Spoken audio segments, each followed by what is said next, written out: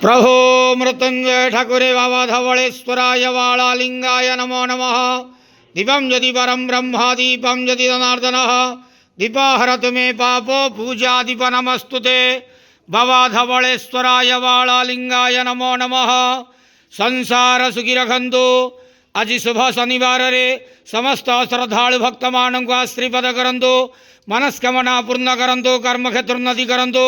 ग्रहरिष्ठ खंडन करंतु। जगतर मंगल करंतु। विश्वर कल्याण करंतु।